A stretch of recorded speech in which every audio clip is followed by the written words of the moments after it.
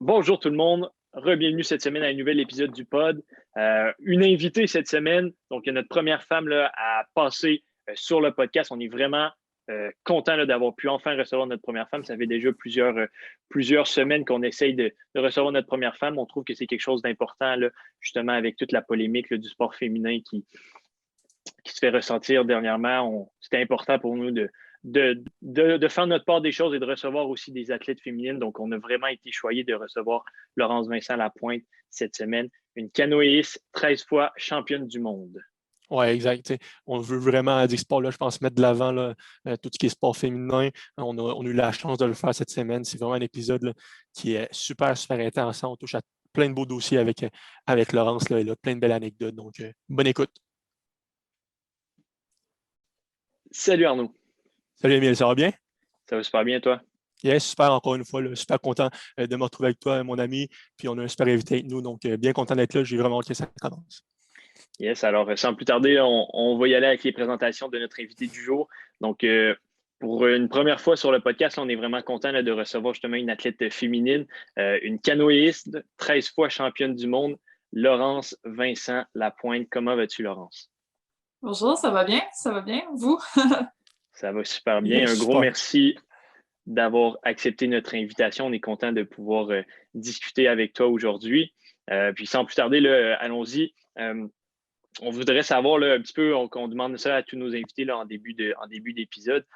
Comment c'est fait tes débuts pour le sport? Comment la passion pour ce sport-là s'est développée? Surtout, toi, on sait un petit peu que le canot, c'est peut-être un sport qui est moins populaire là, un petit peu partout au Canada. Puis c'est pas un mauvais sport, hein? C'est pas ça qu'on essaie de dire, mais plus par rapport au fait que quand tu es jeune, c'est peut-être pas le sport auquel tu penses.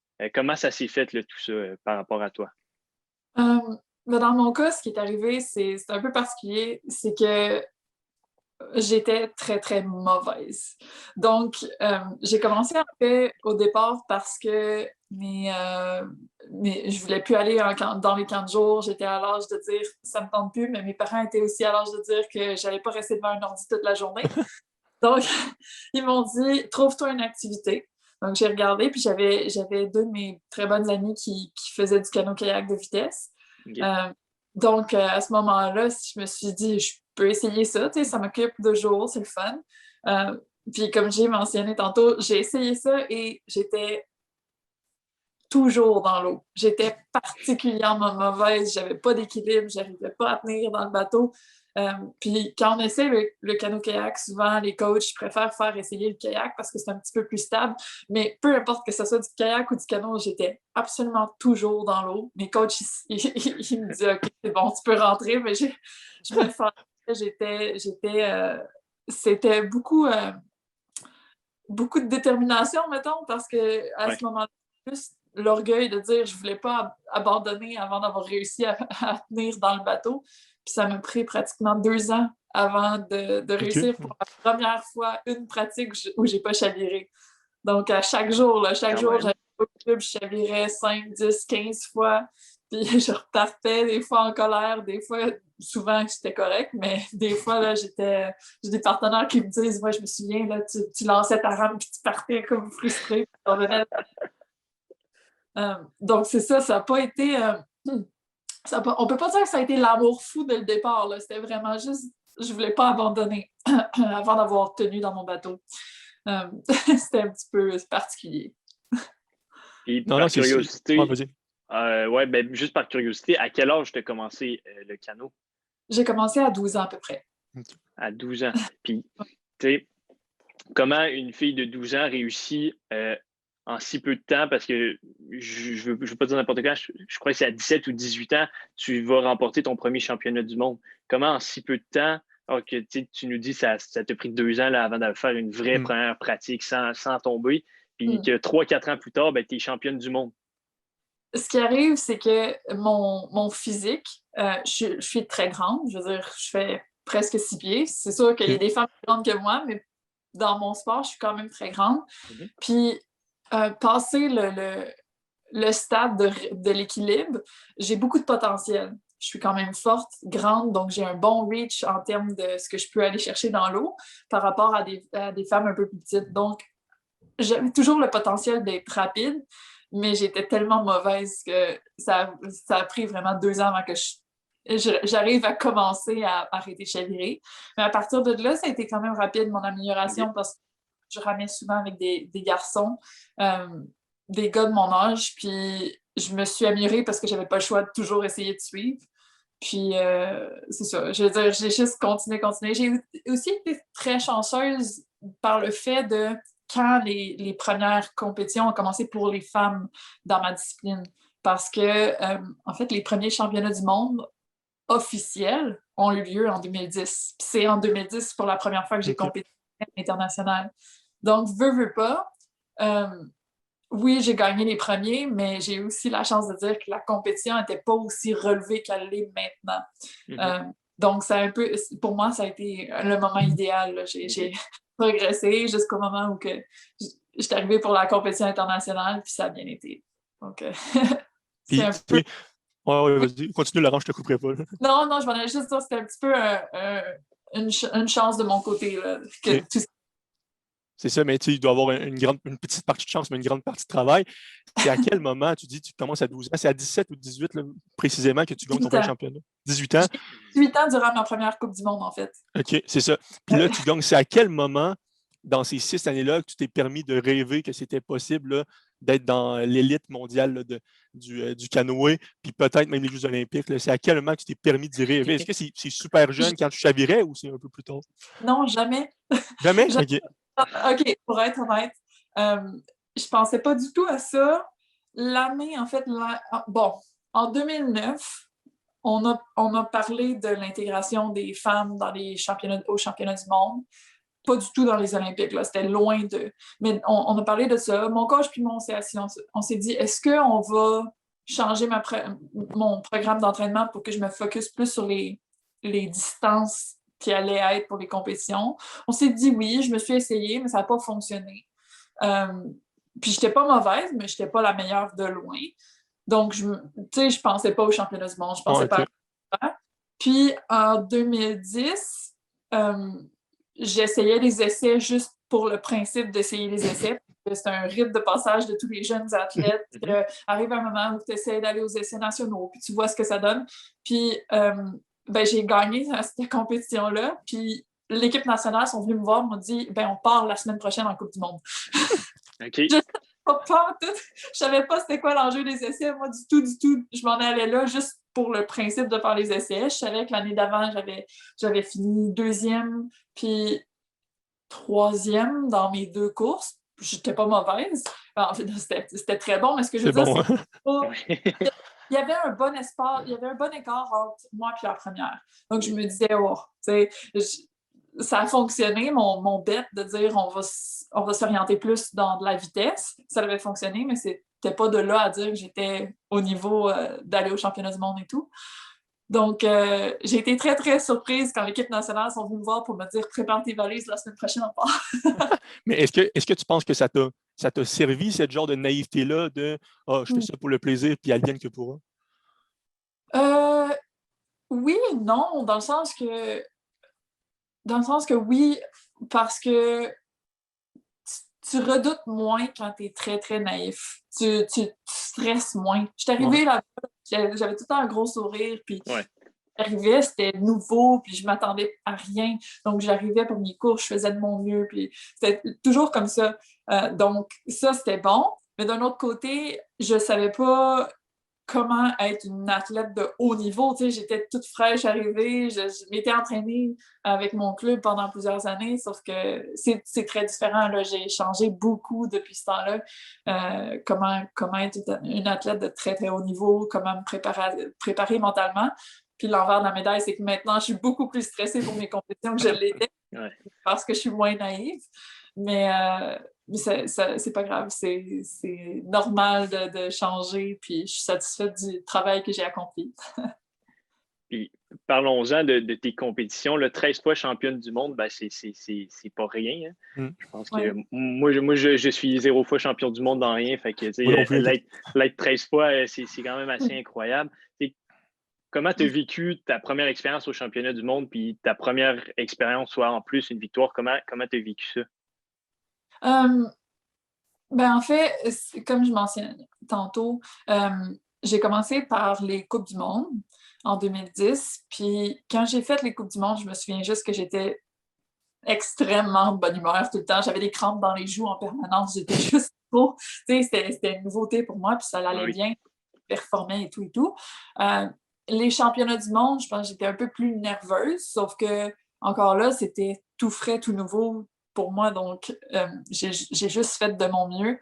Puis je me souviens qu'à l'époque, il y avait aussi le fait que la qualité internationale, comme je l'ai mentionné tantôt, n'était pas au même niveau. Mes premiers championnats du monde, il y avait 21 filles sur la ligne de départ, je crois. Sauf que de ces 21-là, très peu avaient réellement déjà fait du canot depuis au moins un an. Okay. Je me souviens même d'avoir déjà discuté avec une fille avant cette compétition-là.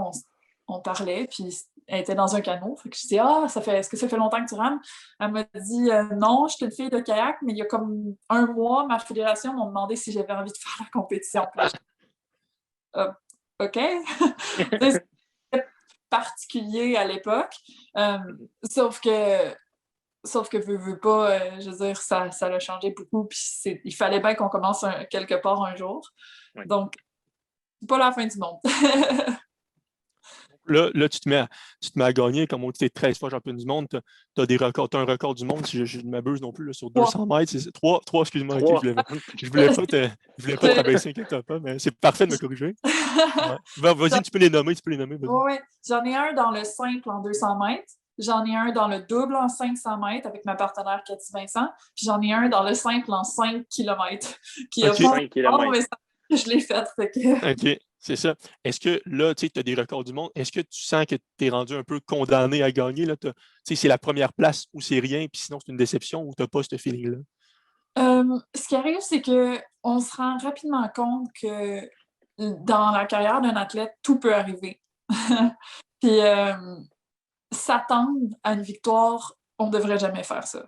On ne devrait jamais dire « OK, ouais, je m'attends à une victoire ». Non, on devrait dire « Je vais faire ce qu'il faut pour avoir une victoire, je vais donner mon meilleur, puis j'espère avoir une victoire, mais il ne faut jamais prendre pour acquis qu'on va avoir une victoire. » Puis ça, c'est quoi que j'ai réalisé dans ma carrière parce que, tu vois, ce que tu mentionnes, ce que tu dis de dire « on s'attend », jusqu'en 2015, j'avais pas de préparation mentale, puis j'avais pas une bonne approche parce que je savais pas comment approcher les compétitions de haut niveau. Donc, au départ, tu arrives avec une certaine naïveté, c'est tout nouveau, OK, une victoire, yeah!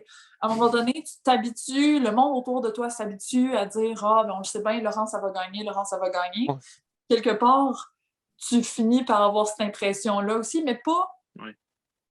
C'est pas positif comme impression, parce qu'au lieu d'approcher chaque course comme étant une nouvelle course de quoi, un nouveau moment où il faut que tu donnes tout ce que tu as, tu fais juste y penser comme la continuité de ce qui s'est passé avant.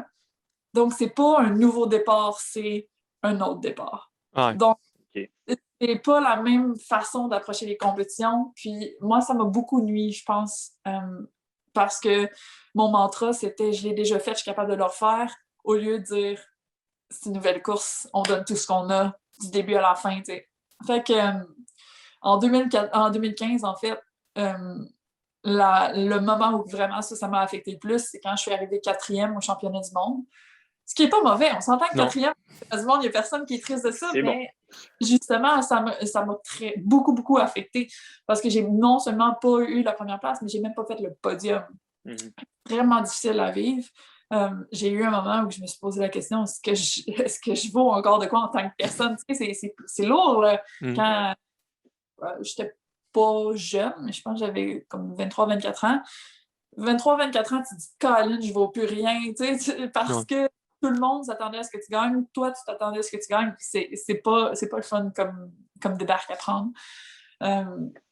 Puis là, après ça, j'ai pris le temps de me rendre compte que ça n'a pas rapport. Il faut juste, justement, approcher chaque course comme un nouveau départ. Puis si on a tout donné, si on a fait la meilleure course qu'on pouvait faire ou si on est satisfait de la course qu'on a faite, mais qu'il y a quelqu'un qui nous a battus, c'est beaucoup moins difficile à digérer que si on pense qu'on aurait pu mieux faire et qu'on s'est fait battre. Fait que j'approche plus comme mieux travailler, mieux me préparer, mieux faire ma course. Puis si ça fonctionne, tant mieux.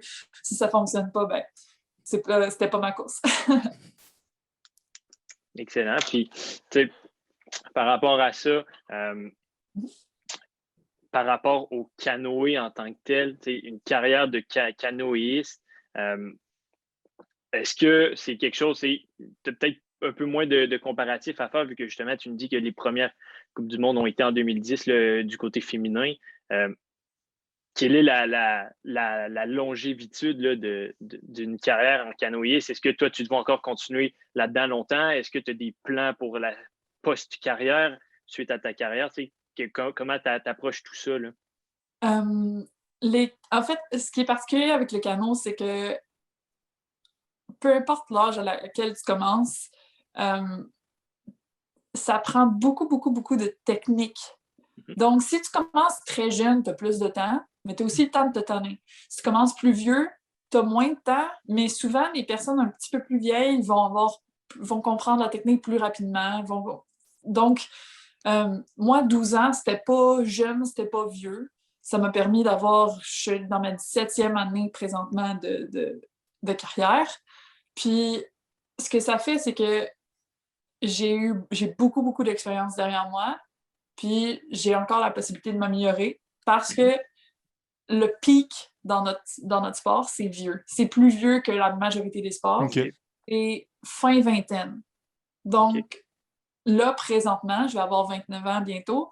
Je suis pas mal dans Je suis pas mal dans ce pic-là. D'habitude, on dit 28, 29 ans pour les hommes. Pour les femmes, je sais pas. Sauf que je suis pas mal dans ces années-là, mais c'est pas fini non plus. Il y a du monde. Il y a le champion français. Je sais pas s'il a encore gagné cette année. Sauf que je me souviens, les derniers championnats du monde que j'ai fait en 2018, je pense. Non, j'ai fait une compétition hors du commun. C'était une super coupe qu'on avait appelée. En 2018, il y avait 36 ans à ce moment-là. Donc, 36 ans, c'est quand même... Oui, c'est plus difficile de s'entraîner. Plus on vieillit, plus c'est difficile. Puis il faut trouver des stratégies, mais c'est pas impossible. Donc, c'est pas comme si j'étais finie là, à Asbin à partir de la fin des Olympiques. Pardon. Par contre, ce qui arrive, c'est que dans les dernières 2 ans, dans les derniers 2 ans, ben, j'ai eu ma suspension. Oui. J'ai eu mon blanchiment. Puis ensuite de ça, juste après, on a eu la COVID. Donc, depuis ce temps-là, c'est un gros... pour moi, ça a été... Montagne russe. Montagne russe. Donc, ça a été difficile. Donc, je pense que je vais me permettre au moins une pause après les Olympiques. J'aimerais ça retourner aux études au instant. Donc, pour le moment, je pense que je vais juste prendre un break. Je ne sais pas si ça va être un break de quelques mois, si ça va être... J'ai aucune idée. Tout ce que je sais, c'est que je veux aller à l'école. Ouais. C'est ça. Puis là, depuis tantôt, ça arrive souvent. Depuis tantôt, Laurence, tu compares ce qui s'est fait par avant chez les hommes, puis là chez les femmes, puis tu es comme un peu dans la nouvelle génération. Ben, c'est la première génération comme, de femmes canoïstes. À quel point ça te rend fier, là, toi, de briser certaines barrières dans ce sport-là, où je pense que les hommes en menaient quand même extrêmement large? Ça me rend certainement extrêmement, extrêmement fière parce que j'ai très, très, très souvent eu du monde qui sont venus me voir pour me dire que j'étais la raison qui avait commencé à ramer.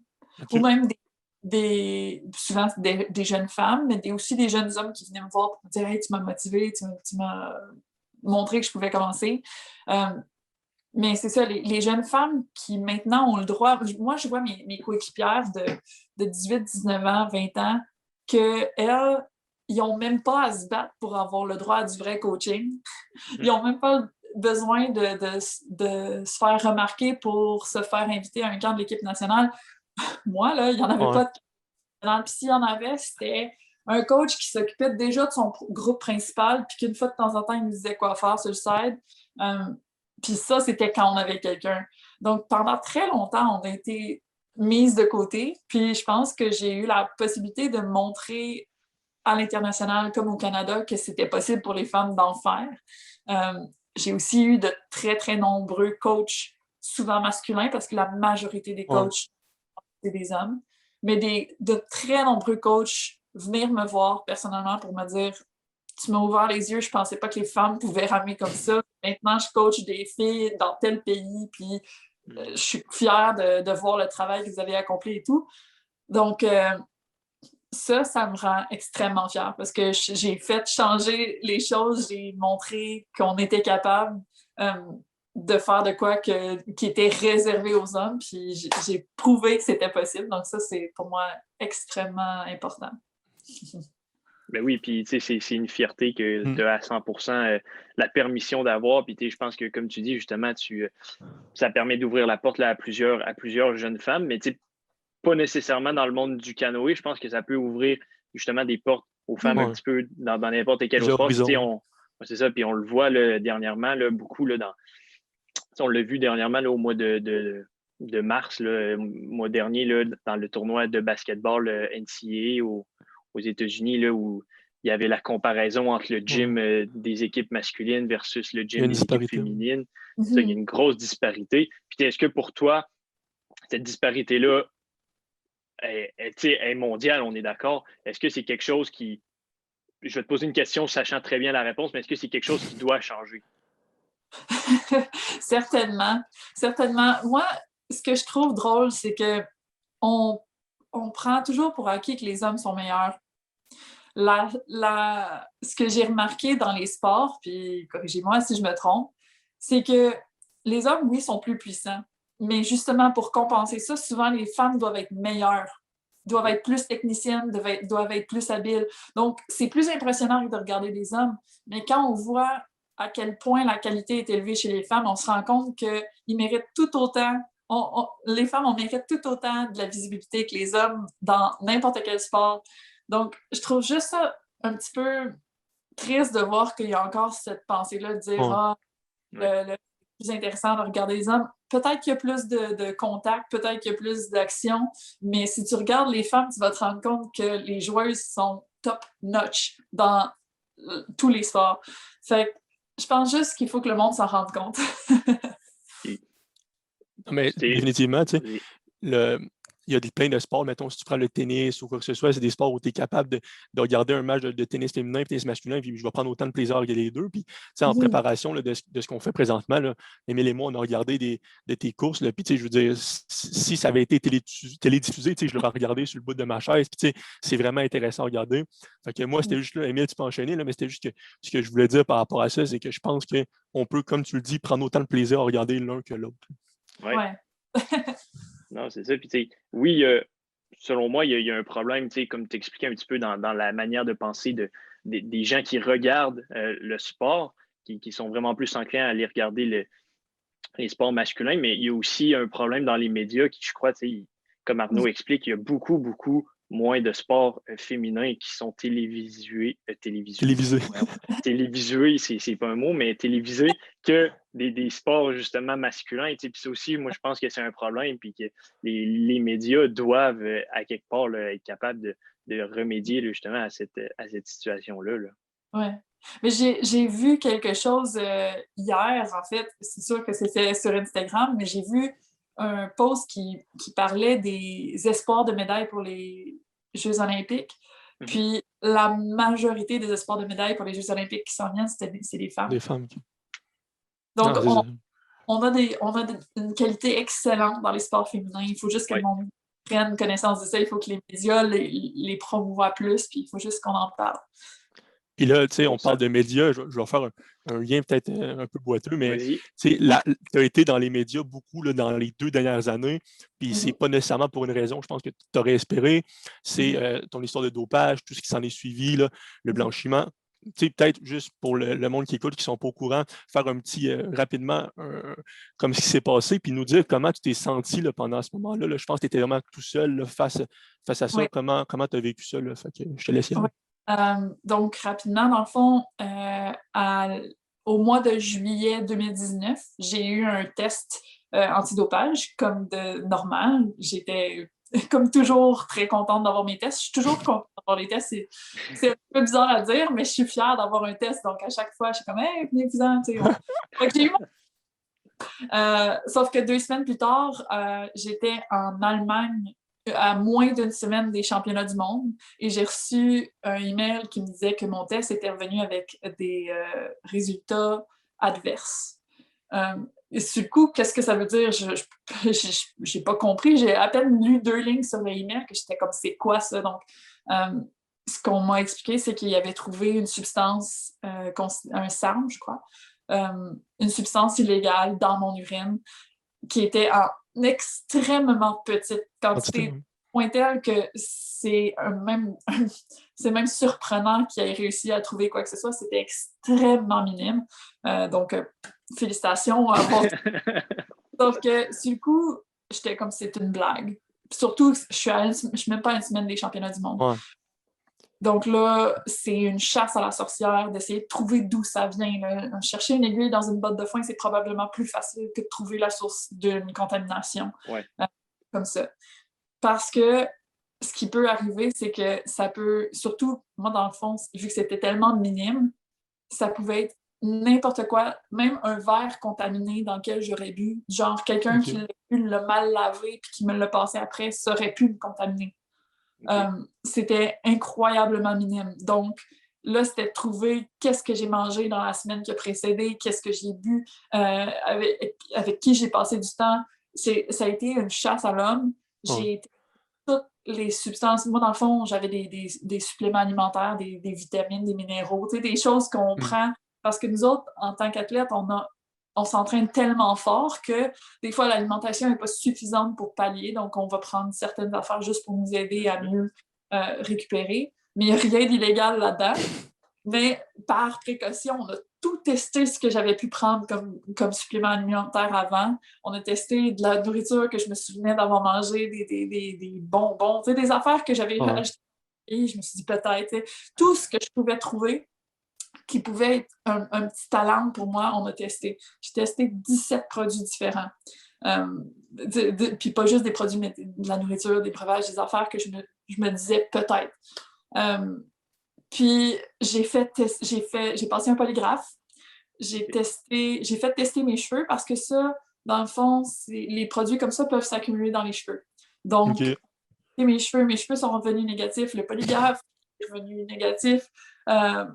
Tout ce que j'ai fait tester, je trouvais pas d'où ça venait. Puis ça prouvait juste que j'avais pas fait. Puis, mais là, Laurence, 2 secondes, c'est quoi la sentence que tu avais reçue à ce moment-là? Là? C'est quoi qui t'étais suspendue? J'étais suspendue jusqu'à mon audience. Puis, si on ne pas, c'était 4 ans. OK. Je peux continuer, c'est juste pour... Ouais, non, c'est correct. 4 ans de suspension. Il y avait la possibilité de dire que si on avait fait tout ce qui était en notre pouvoir pour éliminer d'où ça pouvait venir, peut-être que j'allais être capable d'avoir 2 ans si on ne trouvait pas la source. Mais si on avait éliminé justement toutes les analyses que j'avais autour de moi, le polygraphe, les tests de cheveux, tout, ça si je ne trouvais pas la source, ça m'aurait donné 2 ans. C'est quand même gros. Hein? 2 ans de suspension dans la carrière d'un athlète, c'est beaucoup. Énorme. Donc, 4 ans, ce qui arrive, c'est que dans une suspension, tu es seul. Tu es absolument seul. Tu n'as pas le droit de parler à tes coéquipiers, tu n'as pas le droit de parler à pas de parler à ta fédé.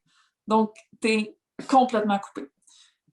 Puis, c'est ça, après des analyses en toutes sortes, moi, à l'époque, j'avais un copain depuis plusieurs années, puis j'avais discuté avec lui, puis j'avais demandé, on avait fait tester, il y avait des suppléments alimentaires lui aussi, donc on les avait fait tester au cas où.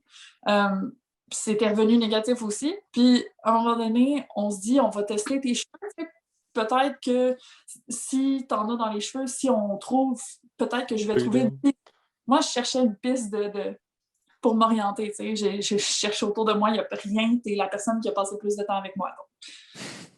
Mais les cheveux sont revenus positifs pour un usage répété sur plusieurs mois. OK. Ouais. Ouais. Fait que là, un gros test d'honnêteté. Qu'est-ce que tu as pris? Pourquoi tu n'en as pas parlé? Fait que finalement, on a testé et c'était effectivement, il avait pris des SARM sans m'en avoir parlé, sans l'avoir mentionné. Puis, suite à ça qu'on a été capable de montrer ça dans nos preuves durant mon audience, puis on a été capable de me faire blanchir comme ça. Mais c'est ça. Ça a été très difficile à apprendre.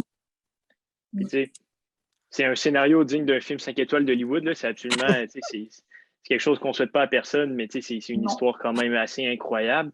Là, tu dis justement que ton copain à l'époque, t'as pas mentionné l'usage des substances qu'il a fait. Est-ce que lui était au courant que l'usage de ce qu'il a pris contenait là, du ligandrol? C'est ça, je le prononce comme il faut. Tu as fait tes recherches? C'est ça. Le produit en question, c'était pas du ligandrol, sauf que lors de l'analyse, c'était majoritairement du ligandrol parce que les produits légaux, souvent, ils vont changer les produits qu'il y a dedans, puis ils vont dire « Ah, c'est telle affaire », puis finalement, c'est quoi complètement... C'est ça qui est arrivé. Mais c'était clairement louche, là. C'était clairement un produit suspect, sauf que lui, il espérait que c'était pas de sa faute que j'avais été suspendue, donc comme essayer de penser que c'était pas ça. Mais c'était ça. 100%. Là. C'était exactement ça. Puis, à ce moment-là, toi, comment tu vis ça? Comment tu vis ça d'apprendre déjà que c'est ton ancien copain qui t'a un petit peu transmis ça? Mais comment tu vis ça d'être suspendu, de ne pas pouvoir faire d'activité avec la fédération? Les impacts que ça a sur ta carrière après, c'est quoi? Ouais. Ça a été extrêmement difficile. Pendant 2 mois, j'étais incapable de rien faire. J'étais chez moi, j'étais déprimée. C'était beau si je m'entraînais 1 fois par semaine. J'avais pas envie de sortir, j'avais pas envie de rester chez nous, j'avais pas envie de rien. J'étais complètement perdue dans le néant. Puis j'ai eu la chance d'être invitée à une retraite d'athlète olympique. Okay. Parce que, dans le fond, les personnes qui m'ont invitée, ils m'ont dit on te connaît, on pense pas que tu l'as fait, puis on aimerait ça, on pense que ça va te faire du bien d'avoir une possibilité d'interagir avec des athlètes. Puis c'était de quoi de privé, c'était pas du tout fédération ou quoi que ce soit. Donc, j'avais la possibilité d'y aller. Puis d'aller là, ça m'a beaucoup aidé parce que j'ai été capable de parler avec des athlètes de niveau olympique très, très élevé, là, du monde qui ont déjà eu des médailles d'or ou du monde qui vont probablement avoir des médailles d'or aux prochains Jeux. Puis de parler avec ce monde-là, je me suis rendu compte que dans le fond, tous les athlètes, on a l'impression que c'est des super humains, là, mais tous les athlètes ont des problèmes. Tous les athlètes ont des incertitudes, des inquiétudes, de la difficulté à dormir, de la difficulté à manger, de la difficulté. Surtout, on est des êtres humains. La seule différence, c'est que chaque jour, ils s'entraînent. Chaque jour, ils se lèvent, ils vont faire leur cardio, vont faire leur technique, ils vont faire peu importe ce qui est relié à leur sport, ils vont s'entraîner. Puis, durant cette retraite-là, j'ai vu du monde qu'ils ne savaient pas plus que moi. Moi, j'étais suspendue, mais ils ne savaient pas plus que moi s'ils allaient avoir la possibilité d'aller au jeu, s'ils allaient se classer ou pas. Mais malgré tout, c'était du monde que chaque jour, ils mettaient les efforts pour se préparer. Donc ça m'a fait réaliser que j'étais suspendue. J'avais aucune idée si j'allais être blanchie ou pas. Mais la seule chose que je pouvais faire pour moi-même, c'était de mettre un pied devant l'autre, puis chaque jour, me mettre une pratique, au moins. Ouais. Donc, j'allais faire soit mon yoga, soit mon cardio, soit ma rame par moi-même. Tu sais, je faisais quelque chose à chaque jour. Ça m'a énormément aidé parce que ça m'a permis de physiquement me sentir mieux, mais mentalement surtout, émotionnellement, de me sentir moins perdue. Donc, juste ça m'a aidé. Non, j'imagine, tu sais, là, tu te dis que ça s'est enchaîné rapidement, ta suspension, tu as été blanchi la COVID, mais j'imagine que le fait de vivre ça, la suspension, ça t'a aidé énormément à être préparé à ce qu'on vit présentement, à la COVID et tout. Est-ce que ça t'a aidé? Et c'est tellement différent. C'est tellement différent parce que c'était moi contre le monde, donc j'étais perdue. Puis c'était une espèce de, bon, je vais m'entraîner parce qu'il faut que je le fasse. Par contre, après ça, quand la COVID est arrivée, on n'avait pas le droit de s'entraîner, mais on n'était pas seuls dans la situation. On avait nos entraîneurs de l'équipe nationale qui nous envoyaient des emails, on avait nos entraîneurs de club qui nous envoyaient des emails. Des fois, on avait des rencontres Zoom pour faire des musculations à la maison. C'était le genre de choses qui m'a qui m'a permis de juste continuer à m'entraîner sans que ça change beaucoup. Oui, la COVID, on était isolés, mais je restais active, je restais positive surtout. Puis, veux pas, moi, la COVID puis le report des Jeux olympiques, je l'ai vu plus comme une opportunité. Parce qu'après avoir été suspendue pratiquement 6 mois, il me restait même pas 8 mois pour me préparer pour les Jeux. Ouais. Si c'était 2020. Donc, je me disais à l'époque, je me disais, OK, je vais tout donner, puis si ça affecte ma santé psychologique, mentale, si ça m'affecte, ben, je prendrai un break après les Jeux. Donc, je me disais, pas grave si je me burn out, tant longtemps que je me rends au jeu, puis qu'après, je prenne une pause. Sauf que c'est très négatif de penser comme ça. J'avais pas le choix, j'avais pas le temps de penser autrement. Sauf que quand ils ont annoncé que les Jeux étaient annulés, qu'ils étaient reportés, là, mon coach puis moi, on s'est dit, OK, ça, c'est l'opportunité de bien travailler. C'est l'opportunité de juste prendre ça plus relax pour l'instant, mais aussi mieux travailler à long terme pour me préparer pour les Jeux. Donc, ça m'a... dans un sens très, très plate, la COVID m'a aidée. Parce que de par le fait qu'on a eu un temps forcé, j'ai le temps de me préparer. Puis parlons-en de ta préparation par rapport à ça. Là, les Jeux olympiques qui sont dans quelques semaines, dans quelques mois. T'en es où dans tes qualifications pour les Jeux olympiques? Les qualifications, pour nous, c'est assez complexe. Parce que pour l'instant, on a une entrée pour les Jeux. C'est pas moi qui l'ai, c'est ma coéquipière. On a fait un 2-2-3 en compétition au début du mois de mars, puis elle a gagné 2 des courses, je n'ai gagné une seule. Donc, pour l'instant, c'est elle qui est classée. Sauf que dans notre cas, on fait la demande officielle d'un 2e quota pour compléter le bateau d'équipe. La raison étant que on n'a pas eu, à cause de plein de choses, à cause de ma suspension, parce que j'ai mentionné, j'ai été suspendue juste avant les championnats du monde. Ouais. C'était notre première chance de classer l'embarcation. On ne l'a pas coursé parce que je n'étais pas là. Puis j'ai été blanchie, donc ça ne devrait pas être retenu contre moi. Ensuite de ça, la COVID qui a fait que les compétitions pour se classer cette année ont toutes été annulées. Ça fait en sorte qu'on n'a pas la possibilité de classer ce bateau-là, alors qu'on aurait dû l'avoir. Ouais. Donc, on fait la demande auprès du Comité olympique international d'avoir une entrée de plus pour moi, pour compléter notre embarcation. Okay. Si on a cette entrée-là, ça c'est très, très politique. Est-ce qu'on va l'avoir ou pas? Je ne sais pas.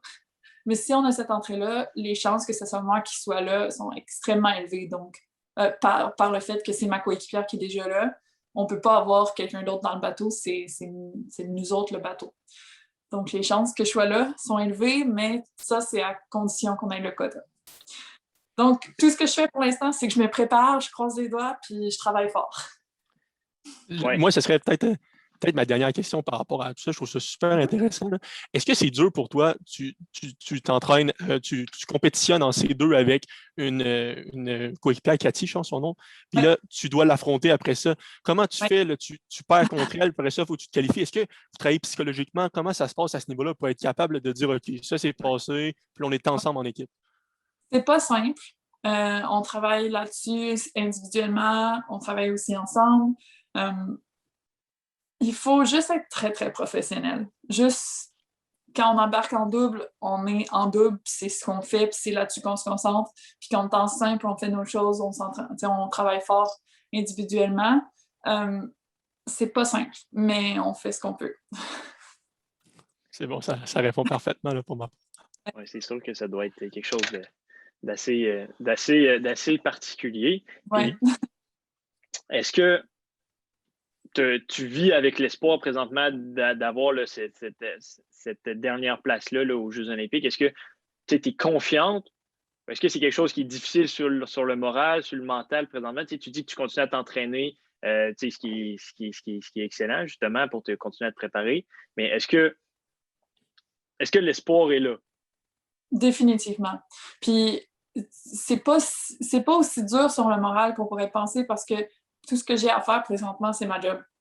Juste Donc, tant et aussi longtemps que je m'entraîne fort, moi, je l'ai mentionné plusieurs fois à du monde autour de moi. J'ai dit, si on me donne ma chance, je veux être prête. Donc, c'est tout ce que je fais. C'est tout ce que je fais. Je me prépare pour être prête. Puis pour pouvoir tout donner si on me donne ma chance. Mais encore là, je suis assez positive parce que la situation, la raison pour laquelle on n'a pas ce quota-là, c'est extrêmement particulier. C'est un cas, là, c'est un cas très, très, très rare. Donc, je pense pas qu'on va se faire refuser ce quota-là. Mais tant qu'on l'a pas, ben je sais pas. tant qu'on l'a pas, je peux pas confirmer. Ouais, Sauf que c'est sûr. je suis assez positive que je vais pouvoir l'avoir. Est-ce que vous avez une date? Est-ce que vous avez une date par rapport à une réponse potentielle ou pas du tout? Non. Au départ, on m'avait dit que ça allait probablement être rapide après les essais. Finalement, ben, ça fait déjà un mois que les essais sont passés puis j'ai toujours aucune nouvelle. Donc, je fais... Ce qui arrive avec la COVID, c'est qu'on ne peut pas prévoir. Non. Puis ça, c'est en grande partie à cause de la COVID. Donc, tant et aussi longtemps que les autres ne prennent pas les décisions qu'ils doivent prendre avant, je n'aurai pas la réponse. Donc, c'est un processus. Là. Je ne sais même pas. Tu sais, on me dit la semaine prochaine, je commence à m'entraîner à Montréal. Ben, je ne sais même pas si je m'entraîne au bassin de Montréal.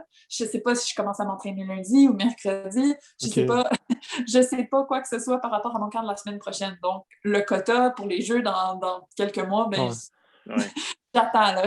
Ouais, c'est ça. Mais avec tout ce que tu nous racontes, je pense que je peux parler au nom d'Émile aussi. Là, je te le souhaite vraiment. Je pense que c'est un super beau parcours. Puis tu es super généreuse avec nous. Fait que, je pense que de notre côté, là, on te le souhaite par rapport à ça. Ben, merci. Oui, à 100%.